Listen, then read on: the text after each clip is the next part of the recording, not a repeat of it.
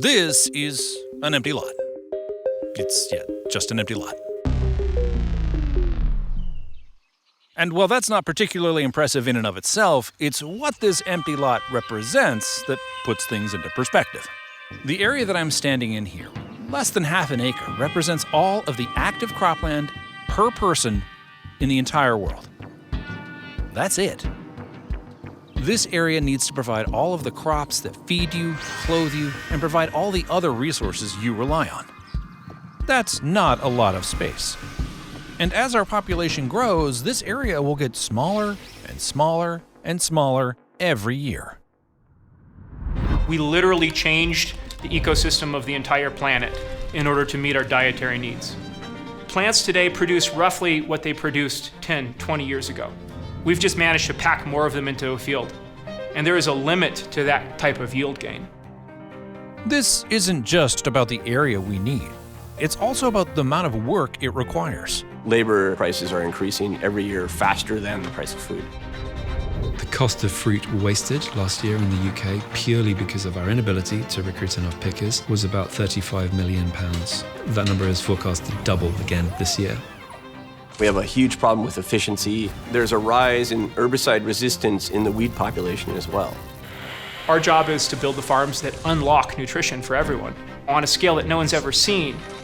And we need to reset on how we grow nutritious food for people because we can't continue at the rates that we're going at. These days, healthy food is a luxury product that is enjoyed by the most affluent. We believe that healthy food is a human right. The farms of the future will need to use less space, less human labor, and less of just about everything else, too. So how are we going to do it? I'm Nick, the co-creator and narrator of Hard Reset, and with this show, we've gotten to go and meet the people who are inventing the technologies that invite us to rebuild the world from scratch. So far, we've gotten to see things like vertical farms, robot harvesters, laser weeders, cell-cultured meat, mushroom-grown leather, and much more. So how are all these technologies going to come together to change the world? Let's find out. This is a Hard Reset Megasode, where we start to think really big about rebuilding our world from scratch. More than anything else, agriculture allowed humans to really become a thing. I mean, human beings as a species have been around for a couple 100,000 years, but we didn't get around to making the really important things like civilization or comic books, mathematics, barbecue, laws, Legos, philosophy, and other things until we got control of our food supply. But farming is more than food. It's also our clothes, our building materials, fuel, medicine. We rely on farming for so much, it's redonkulous. There's currently about 1.6 billion hectares of cropland in the world, which is a lot. But there's also about 8 billion people, also a lot. Do a little math and you can see that we currently use about 0.2 hectares, or half an acre, of cropland per person. That's not a lot. Think about all the things that need to be farmed in your daily life, and how this half acre has to produce all that, all the time. That seems insane, but that's what actually happens every day already. The problem is this: the population is still growing for now, and it's not expected to level out until the end of the century. The amount of available land is not growing. We can't keep tearing down rainforests and destroying habitats if we want the Earth to retain its property values. It's not a good look for the neighborhood. In this megasode, we're going to look at and expand upon some of the earlier reporting we've done on this topic, because we think it'll answer a few big questions about what farming will look like in the future. How will we solve the problems of limited space, limited labor, and limited resources? Let's start with space. How are we going to get the most out of this half acre? How do we produce more with less? Less space, less water, less fertilizer, less everything. How do we pack it into a smaller area and put it close to the people that consume it? Our job is to build the farms that unlock nutrition for everyone on a scale that no one's ever seen. And the only way we can do that now is by growing indoors. Indoors? Don't you need sunlight and rain to grow the world's food? Maybe not. This is one of the world's most advanced indoor farms, and it could be the future of farming right here on Earth. So pods are where we do almost all of our environmental research, This is where we understand, what drives flavor, what drives appearance, what drives yield in all of the different crops that we grow. These folks are pioneering the practice of vertical farming. Why would we want to farm vertically? Well, it's pretty obvious if you look at this half-acre lot. By stacking our crops up into vertical rows, we save a ton of space. So going vertical allows us to put a lot more product in a single spot. It allows us to circulate air easier, administer light easier. It allows us to have massive growing planes. We were able to condense the growth cycle to about 10 days for a lot of our products, which is about a 700% increase in yield. We can condense about 700 acres of farmland into the size of a big box retail store, about 1% of the land compared to traditional farming. And we harvest 365 days a year. That means we can grow fresh produce anywhere, at any time of year. Unlike now, where so much food is shipped across vast distances. Seasonality is huge. If you want to eat cherries in December, they're probably coming from Chile, and they've been on an airplane, and the amount of carbon emissions to get these cherries to you is substantial, and it's not going to taste that great. That's Lorene, professional chef by day and home cook by night. Ideally, you want to eat things that are in season, because it means that they're grown locally. So our products can last longer on shelves because they're not spending 3 or 4 days on a truck. We're able to concentrate on quality over the ability to ship. And so this is, in a lot of ways, the democratization of flavor. We have, strawberries in another space. We've got an upstairs space devoted to tomatoes. Overall, we've got over 50 different discrete spaces that we use to do these tests. The startup costs for these types of farms are substantial. A new facility can cost $100 million to install. But the cost of each component is plummeting as industries like solar and robotics are flourishing. But the surprising technology that's helped make this possible is LEDs, what vertical farms use to replicate the sun. Let's break that down. Our system is just a system of energy transfers. And our ability to manage the efficiency of those energy transfers in some way or another is what makes us economical or non-economical as a business. It sounds crazy, but like most everything in the world, right? Like, we can only save our species if it makes economic sense. Life and death. Let's make sure that we can afford it, right? Right. Nate gets it. Basically, an LED's efficiency comes down to how little loss there is between the grid's electricity and the amount of light it puts out. Then, how much light is actually absorbed and used by the plant. We think about LEDs as like the point of major energy loss in the system. We're taking electrons and converting them into photons. And thanks to all your TV, cell phone, and light bulb buying, LED technology has gotten really, really efficient. And Plenty is getting really good at putting out the kind of light that actually results in plant growth and plant flavor. And our understanding of what makes a good photon versus a bad photon at the plant level has been going up as we've been researching and working. You know what? LEDs have just been going down in price and up in efficiency. We're really kind of transitioning into a world where humans and machines are partnering together in better and better ways to make farming awesome. Not every crop can be grown vertically, but this is still a huge deal. The amount of land we could save from vertical farming is enormous. Tons of companies are trying to make vertical farming into something economically competitive with traditional farming. Plenty is just one of these companies. There have been some successes and there have been some failures, but looking at places like Singapore and the Netherlands, it becomes pretty clear that this technology is going to play a huge role in the future, and it will save us a lot of land. But another big chunk of this land we could save just by changing a few of our eating habits. Over a third of the cropland in the world is used to grow feed for livestock. In the US, it's way more than that. About 3/4 of cropland in the US is just used for livestock feed. That's so much. So if you want to save a lot more room, all you have to do is eat a little bit less meat. It's a pretty good bet that you cook like your mom and dad cook. And of course, the way you're told to by marketing people. Where's the beef? Imagine a nice, juicy, lean pork roast. Beef. It's what's for dinner. That looks f***ing delicious. I'm not trying to convince you to be a vegetarian because I'll never be one. But Lorene has a different way to think about dinner. When I went to culinary school, the focus was always around cooking meat. The emphasis was all about what is the star on your plate. When you go to a restaurant, the menu description starts with the chicken, the pork, the fish, the beef. It's kind of ingrained into us to believe that we need to have meat for our protein, for our wellness, that meat kind of feeds our bodies. And the problem is, especially in wealthier countries like the United States, we're eating far too much meat. The average American eats over 200 pounds of meat every year, and more if I can get away with it. The idea is, how do you change that thinking to really building on understanding flavor profile? So without the meat, you need to kind of build on your flavors. So you need to add some umami, salt, sweet, smoky, spicy, and kind of emphasize those flavors so you get the same satisfaction out of a meal that you would if you had eaten meat. Sometimes it does mean that meat is still the star. There's just less of it. So one of the things we're going to do is do chicken tacos.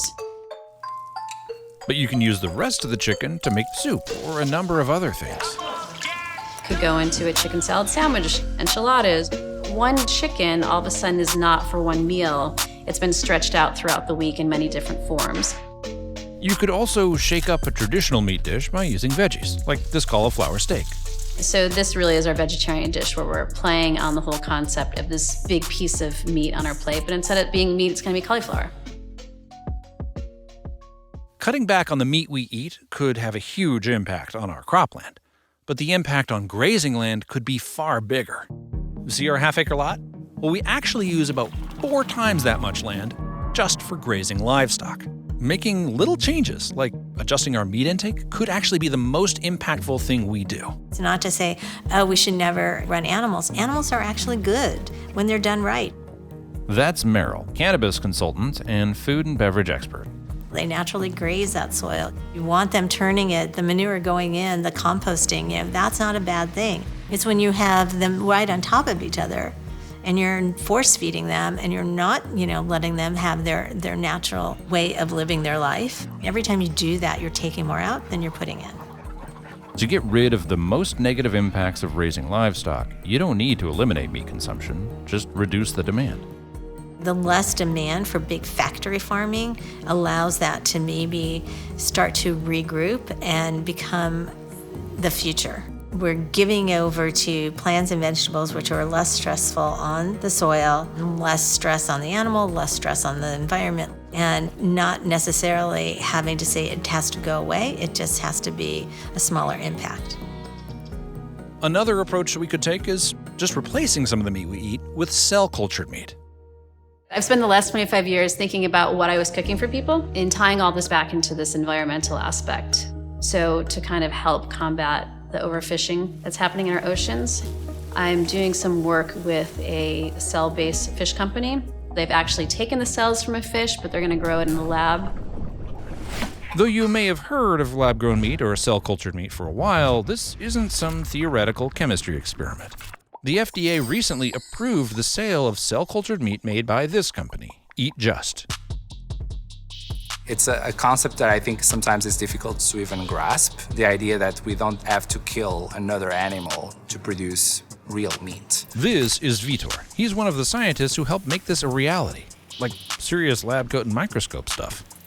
Science. But I think that a lot of times people have this connotation that this is still a little bit of Frankenstein, that is synthetic food, when in fact it's not. Understand that we're trying to do exactly what happens in a natural development of an animal. Growing a tissue the same way, but we don't need the animal anymore. You're only focusing on growing the edible parts. And instead of growing those parts inside of the animal, you're growing them using a culture process. These are bioreactors, sealed containers that have the perfect conditions inside for microorganisms to be fruitful and multiply. For brewers, the result is beer, but for companies like Eat Just, the result is chicken meat.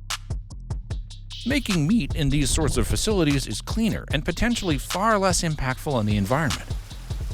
Remember how much more land we use for raising livestock and the crops for feed? Well, meat production also has a huge impact on our atmosphere and climate. If you combine cars, airplanes, trains, boats, all of that is the same amount of carbon emissions, greenhouse gases, as cattle. It takes 3 pounds of plant-based matter to produce 1 pound of meat.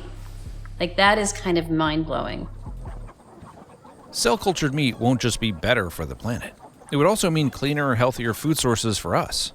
There's a reason why we don't eat raw chicken these days, because many times it has salmonella, it has a lot of fecal matter that happens during the cross-contamination, during the slaughtering process. So because we are decoupling all of that in this new production system, our product is very sterile. We don't use antibiotics in any stage of production. Tasty meat grown sustainably with no weird antibiotics. What's not to love? Well, right now, the price.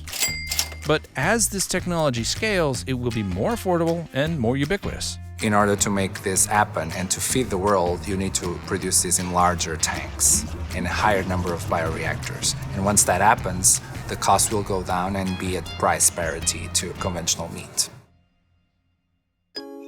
Between new technologies like vertical farming or changing a few of our eating habits, this half acre of land is actually more than enough space to provide for all of our dietary needs.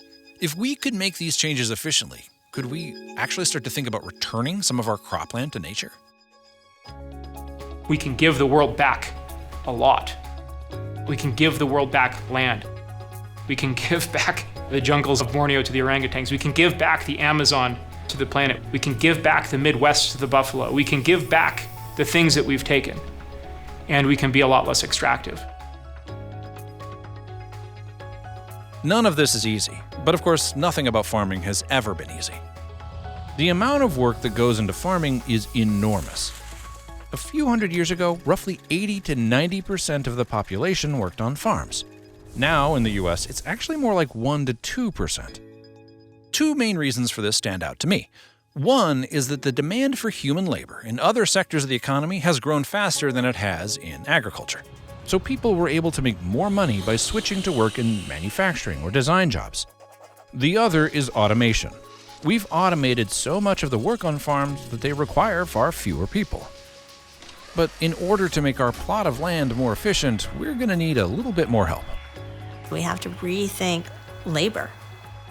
The run-of-the-mill American workforce into that, they don't have the desire to do that really painful menial work. And we still do not have those tactile little robots yet that can pick the strawberries. Actually, when Meryl said that, it might have been true, but not anymore. This is a robot that can do exactly that. Until recently, building a robot with the same capability has been almost science fiction. If you want to keep the strawberries intact, you need something smart and dexterous. Agriculture faces a significant shortage of labor. For me, this is a catastrophe, and robotic automation can help enormously. We visited the folks at Dogtooth to see how they make robots that can work in such a dynamic environment like a farm. It turns out they practically have to make every part of this robot from scratch. So this is our commissioning area.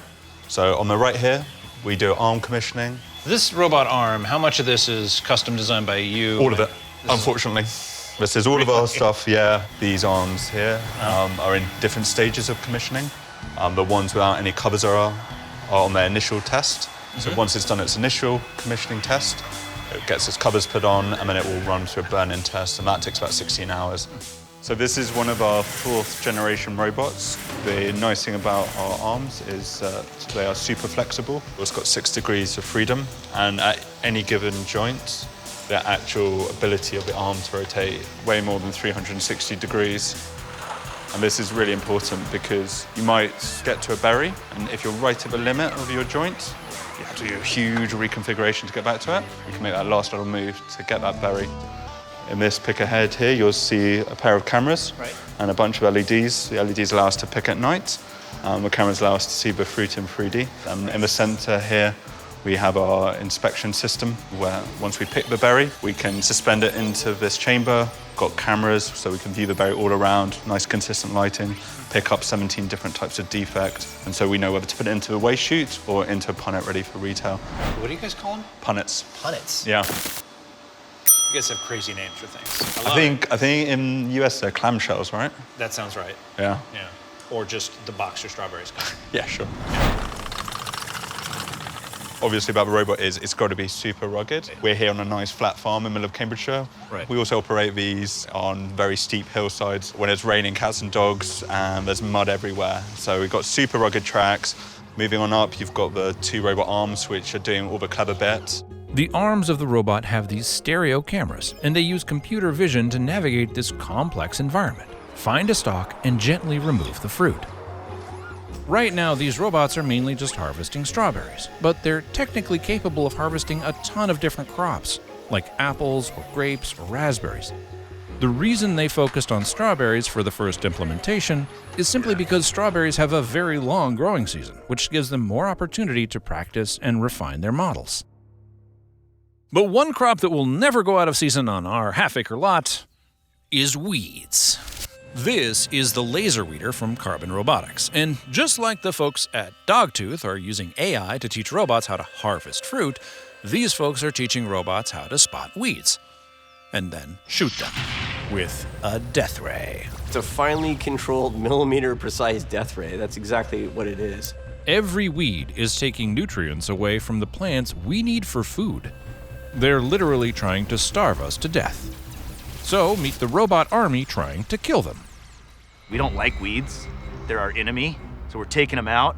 Weed control is the #1 single expense for farmers. And it turns out there's a rise in herbicide resistance in the weed population, which means they're having to be made more toxic every year. Aside from herbicides, the way we've gotten rid of weeds is not great. We plow them, which can get dust bowl-y real fast, or we resort to the tried and true method, back-breaking labor. Our focus was to not have to have humans in the field in these grueling conditions. Using lasers guided by AI, these robots can kill all the weeds and thin overplanted crops without using an ounce of pesticide and much less back pain.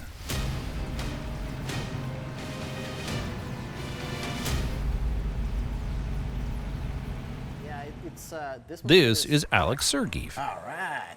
He's the CTO of Carbon Robotics. So the way laser weeder works is, as you drive it, it will take images of the ground and detect all weeds and track them in real time. By using AI, these robots can identify weeds before humans can even spot them. There's a first set of cameras that's called the predict cameras, and those are seeing the weeds and spotting all of them.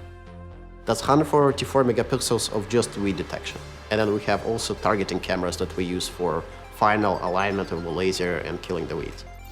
The laser weeder uses all these cameras and AI to identify and then track these weeds in 3D space so that it can feed that information to these lasers. And that laser beam kills these weeds through thermal energy that explodes the cell membranes and the cell walls of the weeds. There's no surviving that attack. And they die, and the field is nice and clean. Like most everybody, my favorite movies involve a laser being used in anger. But even though these movies taught me that lasers are dangerous and inescapable, they've never really taught me how lasers work. So let's find out. Basically, the innermost tube of this laser is filled with a mix of gases, including CO2. As we run electricity into that mix of gases, it excites and creates a plasma. That plasma inside the glass tube is similar to what you have in a fluorescent light bulb, or a neon sign at your favorite adult entertainment venue. Anyway, all that plasma inside the tube creates these particles that bounce back and forth between these two mirrors. One of these mirrors is designed to let light through after it's reached a certain threshold. That is a laser beam. How long can the laser stay on continuously? About 10,000 hours. Oh, so you can just run that laser if you wanted to like carve your name in the moon. That's right, yeah. Can I fire the laser? Yeah, you can totally do it. Am I going to burn a hole in the wall? No. Is that like an elementary school over there? No. Robots that kill weeds or harvest food will join a bevy of other robots that are at home on the farm already. Like I said before, we've already automated a ton of agricultural labor, and the number of companies working to further that automation is growing every day. Farmers are finding it harder and harder to compete with other industries for workers. And since paying more for farm work means making food too expensive for many people to afford, the result has been a shortage of labor on the farm. And in a lot of times, those people are working on their hands and knees, removing plants with their fingers. It doesn't sound like a fun job. No, it's not a fun job. It is not an exaggeration to say that human labor-based weed removal is backbreaking.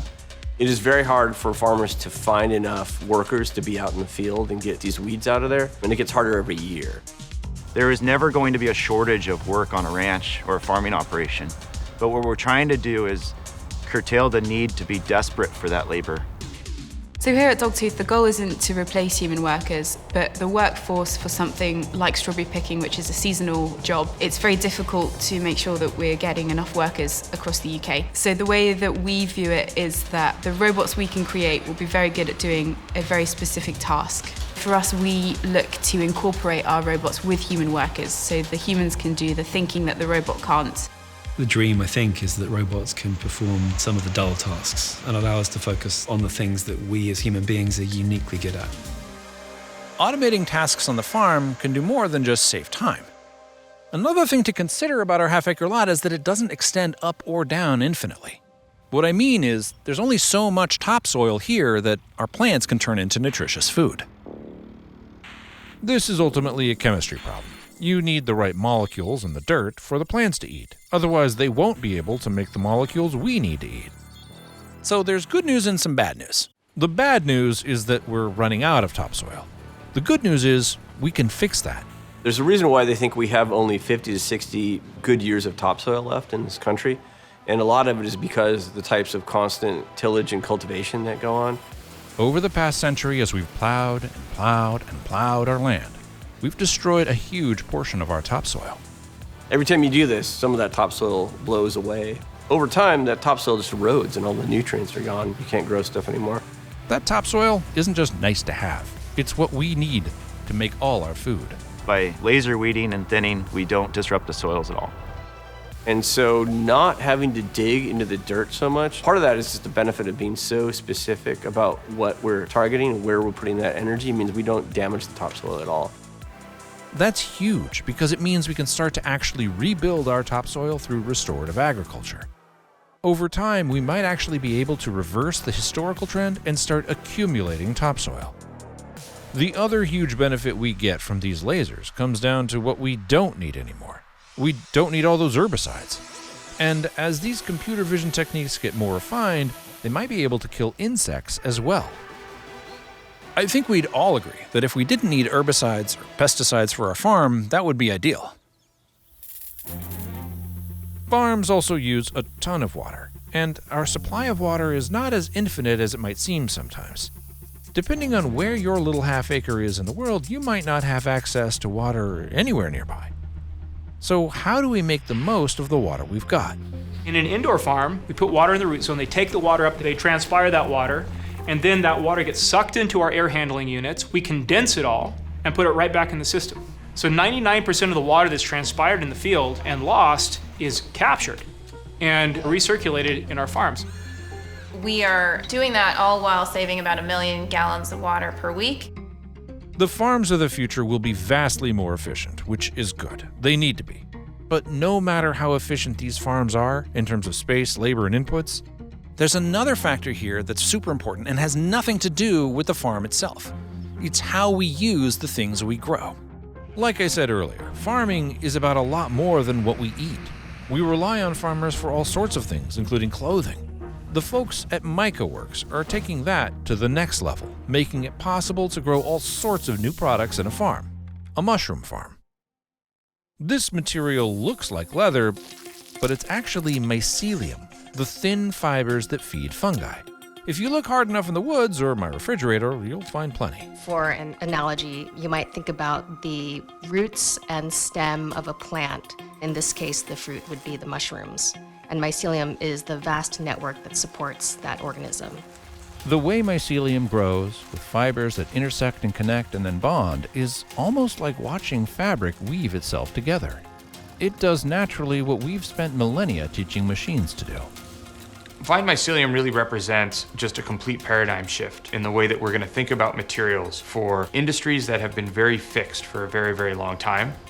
Mushroom farmers are like hipsters. They were farming vertically and indoors way before it was cool. Mycelium farming is just an evolution of that. It's grown in trays, and these trays could be any size. So they could theoretically make sheets of mycelium that are 20 feet across without any seams or breaks. Leather could just never do that. Think of it as the bioreactor over which we have total control over the quality and the growth environment.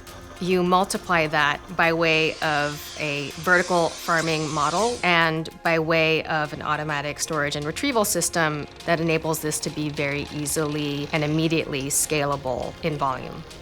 For their customers, say a clothing company that needs to make tens of thousands of jackets, that mycelium can be grown to exact specifications. Thickness, softness, color, pliability. That's where this lab comes in. One of the tests that we actually perform is tensile testing, and it's pulling a material apart until it breaks. This is a Ballyflex machine. We put samples on here and run them up to 100,000 cycles to make sure that the flexibility is there and that we can make a product that's gonna last. This machine right here is a quantitative machine that can tell us how soft leather is. Even if you are producing it in mass quantities, there's still the uniqueness of each natural manifestation. Mycelium is a living, natural fiber, has its own signature grain and performance and hand feel. We've been able to push this process forward in a way that's more like a biotech or a more traditional manufacturing process that's tightly controlled. We have some trays that are running material for, say, handbags, other materials that are being built for shoes. And so within a plant, we can very easily customize what's going on in each tray based on the orders that we receive from our customers. The masked man here is Matt, the CEO of MycoWorks, not the Lone Ranger. Let's leave it at that. We're actually creating new types of properties in things that might look familiar at first, such as a collection of mycelial cells, but manipulating those cells into a new structure. Things such as enhanced durability, incredible softness, the ability to add chemistry like dyes, to turn it into something that is familiar to us like leather, but really is so much more. Because we're able to engineer mycelium's three-dimensional structure as it grows, this has the capability of creating a wide range of materials in terms of performance, flexibility, shape, and absolutely potentially three-dimensional form or growing to form. You're working with a sustainable material that is regenerative and beneficial to the planet, and you're adding design capabilities, customization, engineerability, and control over quality that no existing natural material currently has. What's important here is to expand the way we think about the very concept of materials. How do we make the stuff that goes onto our bodies or into our structures? A material like this that can be soft or rigid and can be grown from our waste products, turned back into compost for soil, might be a crucial part of living sustainably. New materials, new possibilities, new paradigms for working with nature. This is the promise of biotechnology and why fine mycelium as a practice and a system and a way of growing the future of materials is so exciting. And I would say a mutually caretaking one, creating an intimate relationship with the natural world and the natural resources that already exist. It feels like the sky's the limit. As I said earlier, this half acre of land is a rough average of how much land is currently used to provide each person with the nutrients and materials they need to survive. But averages aren't real. They're just a way of simplifying things. The reality is that some people require a lot more than a half acre to provide for themselves. Well, that means some people get by with a lot less. In Los Angeles County, there's over 1 million Angelenos who experience food insecurity every day. We have twice as many people living in South LA as compared to West LA, but we have half as many grocery stores. And that has a huge impact on life expectancy. For example, the child that grows up in Watts is going to live 12 years less than the child that grows up in Brentwood. These days, healthy food is a luxury product that is enjoyed by the most affluent. We believe that healthy food is a human right. That's Sam Polk, the founder of EveryTable, a company that is committed to making healthy meals available even in food deserts like Watts and Compton. So I grew up in what they call Uptown Watts. We didn't have stores that had healthy fruits and vegetables. And that's where we like what Every Table is doing, with being able to have affordable food in the communities that need it most. To sell healthy food at $5 a meal, Every Table had to rethink everything, starting with their kitchen model. Instead of each store making its own food, all the meals are made in one central kitchen and then distributed out to the stores. They also launched vending machines for healthy food, which are very low cost to operate and allow them to reach new markets like hospitals, apartment complexes, or colleges. There's a reason that fresh, perishable, healthy food is not as ubiquitous as unhealthy processed food.